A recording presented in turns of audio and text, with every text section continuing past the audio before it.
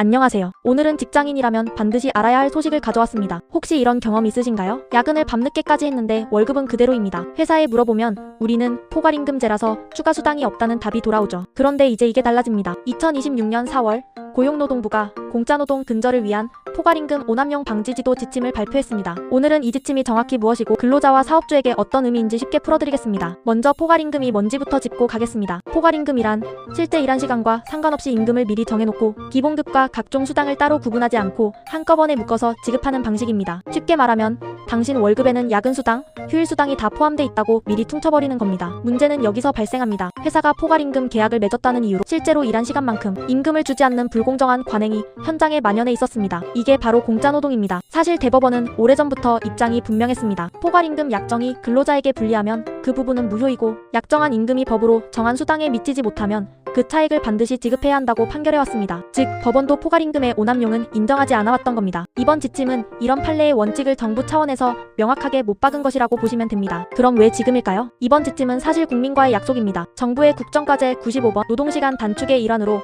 포괄임금제 원칙적 금지가 포함돼 있었거든요. 그리고 노동자, 사용자, 정부, 그리고 전문가들이 함께 모인 실노동시간 단축 로드맵 추진단이 포괄임금 오남용을 막아야 한다는데 공감대를 형성했습니다. 즉 어느 한쪽이 일방적으로 밀어붙인 게 아니라 노사정 합의의 정신에 기초해서 만들어진 지침이라는 점이 중요합니다. 자, 그럼 핵심입니다. 이 지침에 따라 사업주는 무엇을 지켜야 할까요? 크게 세 가지입니다. 첫째, 임금을 항목별로 구분해서 기재해야 합니다. 사업주는 임금 대장과 임금 명세서에 기본급과 각종 수당을 따로따로 적어야 합니다. 근로일수, 근로시간수, 기본급, 수당을 근로자 개인별로 명확하게 기록해야 한다는 거죠. 그냥 월급 300만원 이렇게 뭉뚱그리면 안 됩니다. 둘째, 기본급과 수당을 구분하지 않는 방식, 이른바 정액급제는 안 됩니다. 기본급과 수당을 아예 구분하지 않거나 연장 근로수당, 야간 근로수당, 휴일 근로수당을 따로 나누지 않고 다 묶어서 주는 정액수당제도 마찬가지로 허용되지 않습니다. 그리고 가장 중요한 부분입니다. 이런 약정이 있더라도 실제 일한 시간으로 계산한 수당이 약정한 금액보다 많으면 사업주는 반드시 그 차액을 지급해야 합니다. 셋째, 수당별로 정액을 정해둔 약정도 엄격한 요건을 충족해야 합니다. 현장에서는 연장수당은 얼마,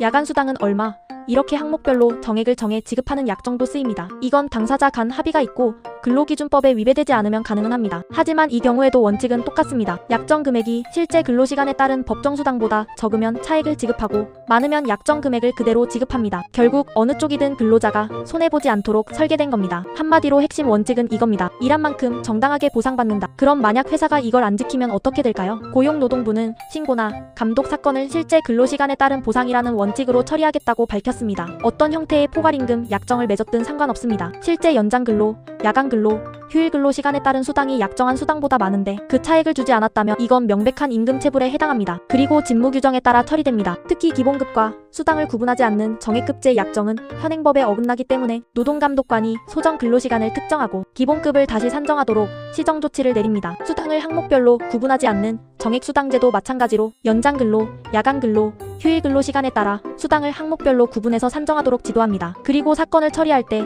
사업주가 임금 대장과 임금 명세서를 제대로 작성했는지도 반드시 확인합니다. 그렇다면 그동안 포괄임금에 의존해온 사업장은 어떻게 해야 할까요? 지침은 대안도 제시합니다. 근로시간 산정이 어려워서 포괄임금을 써왔다면 현행법에 있는 근로시간 계산의 특례 제도를 활용하는 게 바람직합니다. 대표적으로 두 가지가 있습니다. 출장처럼 사업장 밖에서 일해 근로시간 산정이 어려울 때 쓰는 사업장 밖간주 근로시간 제도, 그리고 업무 특성상 수행 방법을 근로자 재량에 맡겨야 할 때 쓰는 재량 근로시간 제도입니다. 이런 제도는 근로자 대표와의 서면 합의를 통해 운영됩니다. 또 한 가지 주의할 점입니다. 임금의 연차 휴가 수당이나 퇴직금을 포함해서 지급하면 안 됩니다. 대법원도 매일 받는 일당에 퇴직금 명목에 돈을 넣어줬다고 해서 그것이 퇴직금 지급으로서 효력이 있는 건 아니라고 판결한 바 있습니다. 마지막으로 사업주는 모든 근로자의 연장근로, 야간근로, 휴일근로를 포함한 근로시간을 객관적으로 기록하고 관리해야 합니다. 정확한 임금 산정의 출발점이 바로 정확한 근로시간 기록이기 때문입니다. 자, 오늘 내용 정리하겠습니다. 2026년 4월 고용노동부의 새 지침은 포괄임금제를 핑계로 한 공짜노동을 더 이상 용납하지 않겠다는 선언입니다. 핵심은 단 하나, 일한 시간만큼 정당하게 보상받는 것입니다. 근로자분들은 내 임금 명세서에 수당이 제대로 구분돼 있는지 실제 일한 시간이 반영됐는지 꼭 확인해 보시기 바랍니다. 사업주분들은 지금부터라도 근로시간 기록과 임금 항목 구분을 정비하셔야 합니다. 오늘 영상이 도움이 되셨다면 구독과 좋아요 부탁드립니다. 궁금한 점은 댓글로 남겨주세요. 다음 영상에서 또 만나 뵙겠습니다. 감사합니다.